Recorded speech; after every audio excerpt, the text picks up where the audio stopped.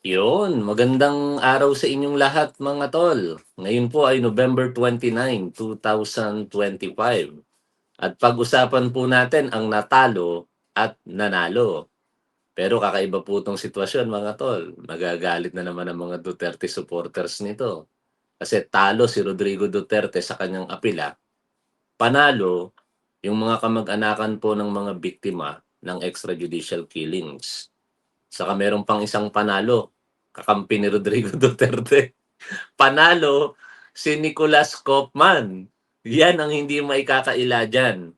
Na kahit talo itong si Rodrigo Duterte sa kanyang apela, still, winner pa rin itong si Nicolas Kopman. Aba, ayon sa rumors, hindi bababa sa 100 milyong piso ang bayad dito po kay Nicolas Kopman kada buwan.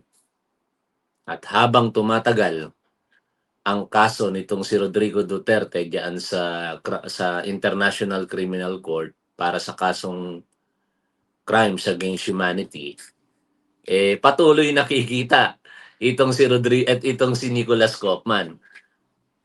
Pag-usapan nga natin sandali itong mga naging batayan ng apela ni Rodrigo Duterte mga tol.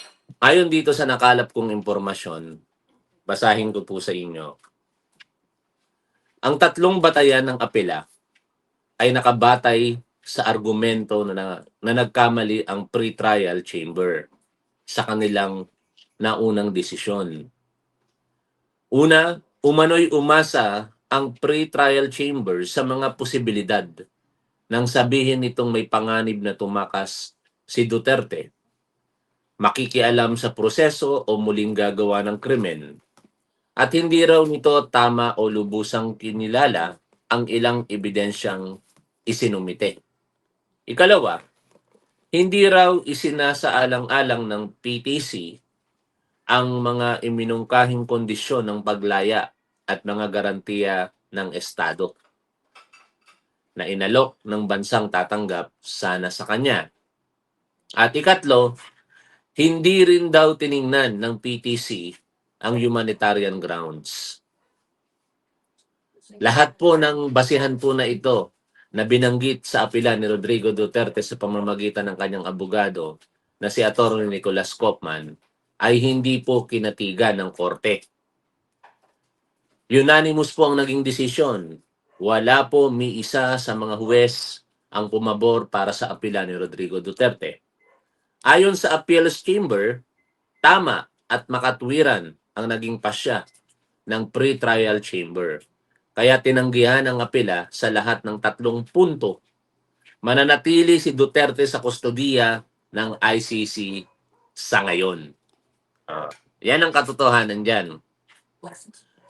Talo si Rodrigo Duterte, talo sila sa panawagan na mag-resign si Pangulong Bongbong Marcos, talo sila sa kanilang naratibo na bangag si Pangulong Bongbong Marcos. Wala tayong magawa kasi itong mga Duterte supporters, pinipilit nila ang kanilang sarili na paniwalain ang isang bagay na hindi naman mangyayari. Di ba mga tol? Kung meron mang dapat sisihin marahil sa pagkakatalo ni Rodrigo Duterte sa kanyang apela para sa kanyang interim release, isa na rito ang kanyang mga anak at syempre ang kanyang mga supporters. Sila kasi talaga yung mga maiingay sa harapan ng publiko, lalong-lalo na si Sara Duterte, di ba?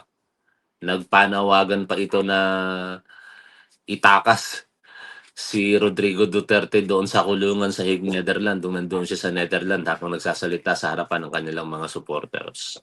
Merong interview si Attorney Cristina Conti kani-kanina lamang pinapakinggan ko at ito nga po yung kanyang naging interview. Pakinggan po natin ito mga tol. Eto na po mga kapatid, gaya nga po ng napag-usapan namin kanina, tatlong argumento ng kampo ni dating Pangulong Rodrigo Duterte ang tinanggihan Ay mag-almusal. International Criminal Court Appeals Chamber. So para po Kain tayo mga tol, breakfast. Tinapay lang muna ako ngayon sa Milo. Kain tayo. Usapan natin yan. Makakasama po natin ngayong gabi si ICC Assistant to Counsel Attorney Cristina Conti. Attorney, magandang gabi po sa inyo. Hapon pala dyan. Nandyan po ba kayo sa The Hague? Ay, nasa Pilipinas na Toasted siopaw, oh. watch party na. Yeah. Mga tol, kain tayo. Toasted siopaw. Ayun. Teka mo, ay, Oh. unahin na natin tanong Oh, yun. sige, go ahead. Kamusta, Attorney Conti, yung inyong mga sinaman sa viewing kanina? If I understand right, ito yung mga, yung mga biktima. Ang dami nila. Kaya nagulat nga kami na, kahit gabi, go pa rin. Itong feeling nila nung panimula ay, akala ko hindi nila naiintindihan. Na parang, okay ba? Kasi biglaan no? Yung live stream natin, bigla na lang nagsasalita na yung judge. Walang pasakali, walang hi, hello. Pero mukhang nakahabol naman. At sabi nila, naiintindihan namin, attorney. Kaya lang, kumbaga, yung inaabangan nila, yung dulo.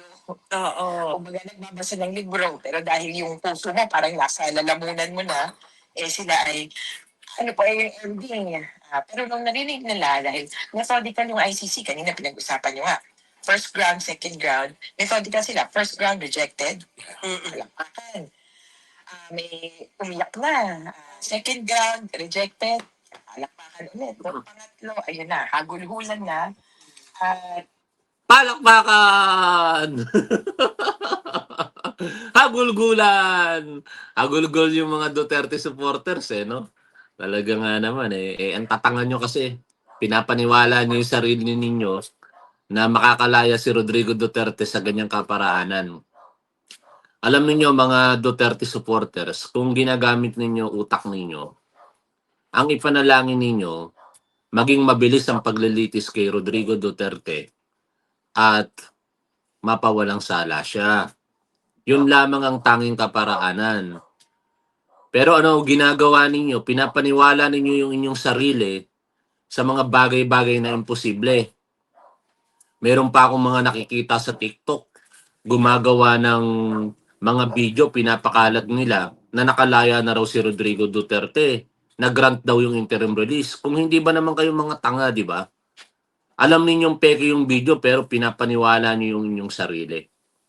Pangatlo, tigilan ninyo yung pag-aargumento sa harapan ng social media kasi minomonitor yun ng ICC.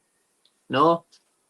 Wala kayo kasing alam kung hindi mga ad hominem lamang Kaya ko kayo sinasabihang mga tanga Wala kayong argumentong alam kung hindi mag-ad hominem sa mga hindi nyo kaisa sa inyong paniniwala. Yung isa nyo ngang sinusuportahan na abogado Yung Regal ba yun? Attorney Regal? Di ba? Lintik kung sambahin nyo yung attorney na yun. Lintik kung suportahan ninyo. Paniwalang paniwala kayo sa kanya. Tapos nung ipinaliwanag niya kung bakit na-deny yung interim release ni Rodrigo Duterte nung una, inatake niyo siya samantalang nakabase naman siya sa batas. Pero dahil wala rin paninindigan yung abogado na yon, ano ginawa niya? Humingi siya ng paumanin sa mga tangang katulad ninyo. May mga tanga na naman kasi na nanonood sa atin mga tol. No? Uulitin ko sa inyo mga tangang Duterte supporters. Para hindi ko kayo tawaging tanga, huwag kayong manood sa akin. 'Di ba? Kasi tinutulungan niyo ako sa aking ginagawa. Ilang beses ko tong pinapaliwanag sa inyo mga tanga. Habang pinapanood niyo si Top 1, kumikita ako sa YouTube.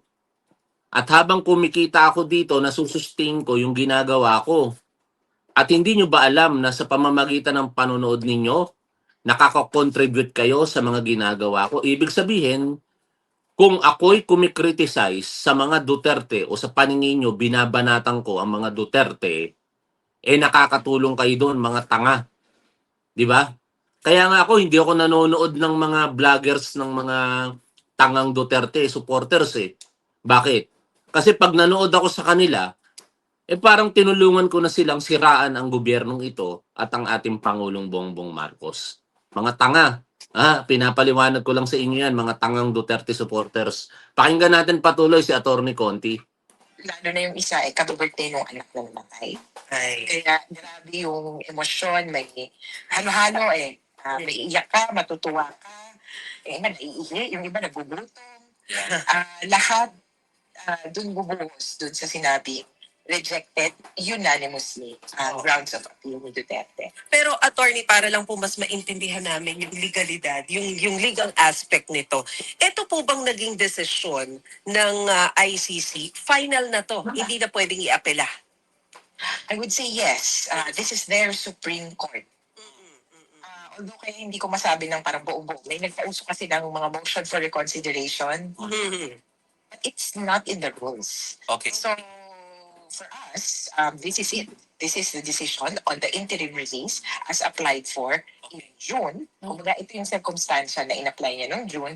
Tapos, nirenew niya ito noong, I think, August, September. Ang lalabas dyan, technically, he could file again based on changed circumstances. Ay, So, so pwede mag-review yan. Oo, pwede pa silang humiling muli ng interim release. Pero, kumbaga, kung changes sa circumstances, ibig sabihin dapat iba na yung grounds? Ganun po ba yun? It will be the same grounds, in a sense, legal grounds, but it will be different facts. Hindi, halimbawa, kaya bang ihabol nila yon sa susunod nilang, halimbawa, iakyat pa ulit nila ito, Attorney Conti, pwede ba nila ihabol na, hindi na kami powerful masyado? Pwede ba mga ganun? Or Nag-resign wala na si kami Sara influensya? Oo, correct. Pag nag-resign si Sara Duterte at lahat ng mga Duterte in power, then maybe sabihin na, wala na kaming kapangyarihan. Pero malabong mangyari yan, kapito ko sa kapangyarihan yung mga yan. Sinasabi nila ang ibang mga politiko suga pa sa kapangyarihan, yung mga Duterte supporters. Pero hindi nila nakikita yung mismong sinusuportahan nila. Biruin ninyo mga tol, ganito ang sitwasyon sa Davao. Si Rodrigo Duterte, nanalo bilang mayor. Unfortunately para sa kanya, dahil nakakulong siya sa Hague, Netherlands, at matatapos na yung 6 na buwan mula nung siya'y nahalal bilang mayor ng Davao, hindi siya nakapanumpa. Kaya ang mangyayari, mababaliwala yung kanyang panalo at magkakaroon ng tinatawag na law of succession. Ibig sabihin, sino ang papalit kay Rodrigo Duterte? Si Vice Mayor Baste Duterte. Siya ang magiging mayor. Sino ang magiging Vice Mayor? Yung first councilor. Anak ni Rodrigo o apo ni Rodrigo Duterte. Mababakante ang isang pwestong councilor, pwedeng mag-appoint ang city council. At ngayon, ang matunog na i-appoint nila, si Kitty Duterte bilang councilor. Di ba? Ganyang kasugapa ang mga yan sa kapangyarihan. Halos ayaw na nila talagang ibigay sa iba. Tapos, yun ang maaari sanang maging basihan para i-grant ang interim release kung mawawalan sila ng kapangyarihan, hindi nila magagawin yun. Dahil alam nila, kapag ka nawala sila sa kapangyarihan, wala na rin kita. Wala na rin kita. Sayang yung confidential funds sa lungsod ng Davao. Tuloy natin ang pakikinig kay Attorney Kitty at kay Attorney Conti. Si Duterte ng mga friends niya, katulad ng Chinese president, di ba? Ito yung pumunta sa doon, nag-travel mo lang bigla-bigla at as a friend, as a guest of the president of China. Di ba? Yung ganong pagtatatwa, maybe it could have an effect saying na hindi na active yung networks niya. So, ibig lang, yeah. But yeah, the facts as it is, parang may hirapan sila na tanggalin isa-isa. Kasi, di ba 3 points or 3, yung grounds kasi ng appeal iba ha, pero yung sa first ground, binalba yung 3 criteria to be granted interim release. Jackpot sila. Ay, may sumasapaw na audio. Jackpot sila dun sa, Yeah. pasok sa mga. Isa flight risk will isa flight risk will probably interfere with the proceedings and will probably what's this? Commit the same alleged Further crimes. Yeah. Tapos itong mga to kasi, ang hirap ko lang, kaya sorry na lang, nasabi na kasi, nagawa na kasi. Kaya yan ang mahirap purahin. Oo. Okay. Attorney, so sa puntong ito, ang hinihintay natin yung resulta na lang ba ng fitness to stand trial and then ng confirmation of charges or anything Yan na. 'di ba? Pero siyempre may mga delaying tactics pang gagawin diyan si Attorney Kaufman, eh. Alam niyo naman habang tumatagal, eh, patuloy pong kikita 'yan sa kanyang pagiging counsel. 100 million allegedly ang binabayad sa kanya monthly. O sino ba naman ang hindi matutuwa do'n? Matalo't manalo yung kliyente niya, panalo siya, 'di ba? Pero 'yan ang pinaka-inaantay ng lahat, yung confirmation of charges, 'no, na malamang sa malamang baka by January or soonest possible time, mangyari na 'yan. Saka inaantabayanan din natin mga tol, yung paglabas na talaga ng warrant of arrest sa dalawang senador dito po sa Pilipinas. Si Senator Bato de la Rosa at Senator Bongo. Si Bato de la Rosa nagtatago na po ngayon. Kahit sabihin po nilang hindi yan nagtatago, kahit i-deny nila, nagtatago na yan. Sabi nga ni Senate President Tito Soto, hindi mo naman pala kayang panindigan yung pagiging chairman. Kinuha mo, bakit mo kinuha kung hindi mo kaya? Ito po, pakinggan natin si Senate President Tito Soto sa kanya naging pahayag kaugnay ng napakahalaga sanang gampanin o responsibilidad nitong si Bato de la Rosa. Pero dahil nga po siya ay nagtatago na, hindi niya na ipagtanggol yung budget ng Department of National Defense kung saan siya po ang tumatayong committee chairperson nito. Pakinggan po ninyo si Senate President Tito Soto. Is that okay na hindi nila na-defend yung, yung agency na dapat i-defend nila? Hindi okay yun. In the first place, dapat hindi mo hiniling na makuha mo yung mga chairmanship na yun kung hindi mo naman, kung kaya mo. Sana, kung hindi mo kaya, hindi mo dapat hiniling na makuha mo yung chairmanship na yun. Especially vice chairmanship ng budget, national defense. Diba? Napaka... Hindi kaya. Wala eh. Hindi niya siguro akalain na magtatago siya. Ang nangyari kasi, di ba? Si Ombudsman Boyeng Remulla, meron daw siyang sariling dahilan kung bakit niya isinapubliko yung impormasyon eh. Sinabi niya na meron talagang warrant of arrest na in-issue dito kay Bato de la Rosa ang ICC. Bagamat ito ay hindi ikinumpirma ng ICC at hindi rin naman kinukumpirma ng ating gobyerno, mukhang nag-iingat na si Bato de la Rosa, no? Siguro ayaw niya talagang matulad kay boss niya na si Rodrigo Duterte. 'Yun ang mahirap diyan kay Bato de la Rosa, puro salita, di ba? Na nung mga panahon na wala pang warrant of arrest laban sa kanya, sabi niya, make my day pa. Tapos sinamon niya pa si Antonio Trillanes, ang dating senador, na come and get me, ikaw mismo magposa sa akin. Nung nag-circulate na yung warrant of arrest, tago-tago na. TNT na. Parang yung mga kababayan nating OFW, I'm sorry pero sana kung kayo po'y TNT o tago ng tago sa ibang bansa, maayos nyo na po yung inyo pong kinalalagyan dyan. Kasi mahirap po na tago ng tago. Pag nahuli kayo, di ide-deport po kayo rito pabalik sa Pilipinas, hindi na po kayo makakabalik diyan po sa bansang kinaroroonan ninyo. Si Bato de la Rosa ngayon, tago naman ng tago, no? Pero sabi nga ng dating Senador Antonio Trillanes, wala pa naman daw warrant of arrest. Pero siguro nag-iingat talaga si Bato de la Rosa, no?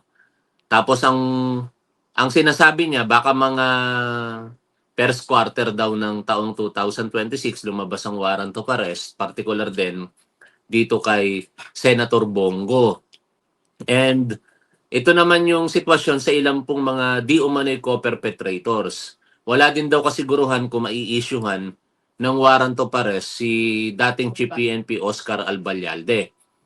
Higit sa lahat, sigurado daw siya na walang issuance ng warrant of arrest para po sa dating Secretary of Justice na si Vitaliano Aguirre III at saka sa ating Vice Presidente na si Sara Duterte. Walang warrant of arrest. Uulitin po natin meron kasing nakipagtalo sa atin kahapon. Ginamit niya pa ang dating Senador Trillanes na meron daw warrant of arrest si Sara Duterte. Ayon nga po mismo kay Antonio Trillanes, 'di ba, sa interview sa kanya ni Richard Haydarian, walang warrant of arrest para po kay Sara Duterte. Unfortunately, yan pa nga yung word na ginamit niya.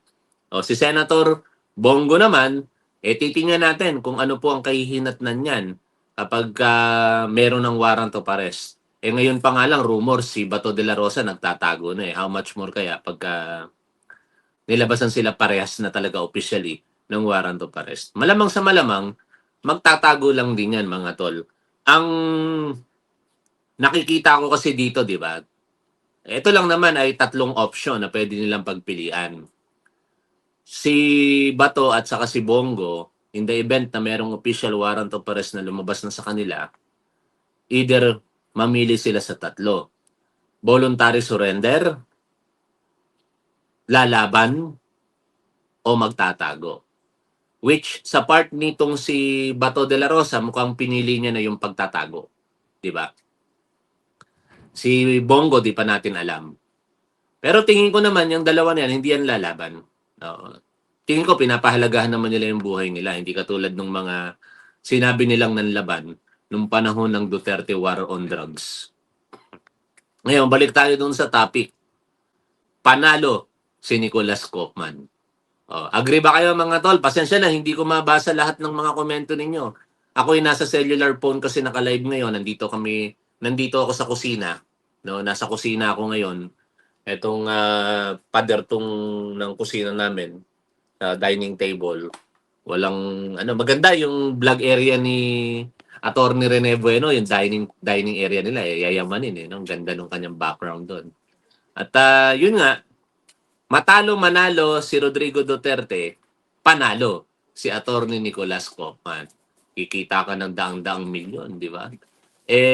Ang average daw po na tagal ng paglilitis diyan po sa ICC ay umaabot ng 8 to 12 years. Basahin nga natin yung post ni Fiscal EJ. Ayan o. Ito, sabi niya nga dito, ito. Babasahin ko po sa inyo yung post ni Fiscal EJ mga tol, ha? Sabi dito, hard pill to swallow. The judges ruled that Duterte's defense failed to show any legal or factual error in the earlier decision denying his release. Ipatagalog natin sa ChatGPT para hindi ko na ipaliwanag, I-translate natin in Tagalog para kahit paano mas madaling maunawaan ng ating mga manunood. Ito, basahin ko po Mahirap lunukin. Yan po yung titulo ng teksto na ginawa ni Fiscal EJ. Suportahan po natin si Fiscal EJ mga tol, Yung kanyang YouTube channel, i-subscribe nyo po sana. At ako, magaling ito si Fiscal EJ Sana mag-progress pa yung kanyang karir sa gobyerno. Nais kong maging judge ito no? Sana mabigyan ng pagkakataon ng ating mga matataas na pinuno sa ating gobyerno na ma-appoint siya. Siyempre, mag-apply muna siya. Tapos mabigyan ng pagkakataon na ma-appoint bilang judge. Magaling kasi si Fiscal EJ. Mahirap lunukin. Nagpasya ang mga hukom na nabigo ang depensa ni Duterte na magpakita ng anumang legal o factual na pagkakamali sa naunang desisyon na tumanggi sa kanyang pagpapalaya. Sa desisyong ito, mananatili si Duterte sa kustodiya sa dahig habang nagpapatuloy ang kaso. Ito ay mahirap tanggapin para sa kanyang mga diehard supporters dahil ang tanging pagkakataon na makakalaya si Duterte ay kung siya ay ma-acquit sa kaso. Ang problema, karaniwang tumatagal ng 8 hanggang 12 taon ang mga kaso sa ICC, depende sa pagiging komplikado. At dahil sa kanyang edad na 80, ang realidad ay hindi na pabor sa kanya ang oras. Yon ang katotohanan diyan mga tol. No? Ang tanging kaparaanan na lamang para makalaya si Rodrigo Duterte ay magpatuloy ang paglilitis na maaaring abutin ng 8 hanggang 12 taon ayon kay Fiscal EJ at siya ay mapawalang sala. Otherwise, makukulong si Rodrigo Duterte ng napakatagal pagka siya ay napatunayang may sala. Ang kaparusahan sa kanyang kinakaharap na kaso ay maaaring life imprisonment. Paano pa yun makakauwi dito sa Pilipinas? Ngayon pa nga lang yung kanyang kalusugan medyo alanganin na, di ba? Mahina na si Rodrigo Duterte. No, kaya nga this is certain naman mga tol. After all, lahat tayo mamamatay no? Pero syempre may mga manifestasyon kaagad na makikita na natin sa isang tao kung malapit ka na talaga. Kapag ka ikaw ay dumaranas na ng karamdaman, no? At ganon si Rodrigo Duterte. Kaya kung makakauwi siya, either acquitted sa kanyang kinakaharap na kaso o pumanaw na siya. And that is unfortunate sa mga Duterte supporters at sa mga tangang Duterte na nanonood sa atin, no? May mga nakapasok na Duterte supporters na nanonood sa atin ngayon, mga tanga talaga ang mga ito, no? Anyways, mga tol, maraming salamat. Tayo po'y naka-live lamang sa cellphone at shoutout time tayo. Pagka gusto nyong mabanggit ang inyong pangalan, i-comment nyo na lamang po ang inyong pangalan para mabasa po natin. Ulit-ulitin nyo na lamang po kung hindi ko pa nababasa kasi nasa cellular phone ako, mahirap pong magbasa ng mga komento. Ay hindi. Dito na lang ako magbabasa para lahat. Basahin ko sa comment section. Sa top 1 live lang tayo makakapag-shoutout mga tol. Yung mga nanonood sa top 1 Cares at top 1 Delta, pasensya na kayo. Hindi ko kayo makikita dito sa aking babasahing mga shoutouts. Ano? Dito, i-comment nyo lamang po ang inyong pangalan para ma-shoutout ko po kayo. Ito, uulitin natin. Ang dami talagang mga tangang Duterte supporters. Ganito yan. Mga Duterte supporters na mga tanga na nanonood sa akin. Kung hindi po kayo nanonood sa akin, hindi ko kayo tatawaging tanga.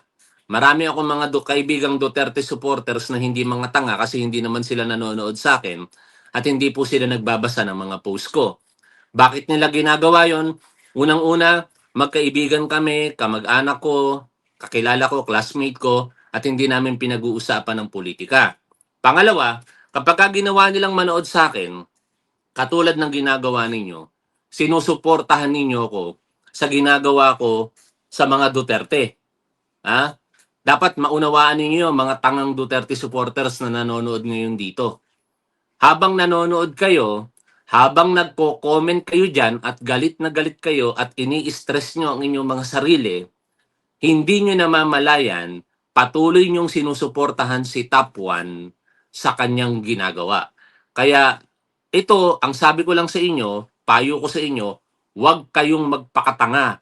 Kahit murahin ninyo ako dyan, kahit patayin ninyo ang buong pamilya sa mga comments nyo dyan, wala kayong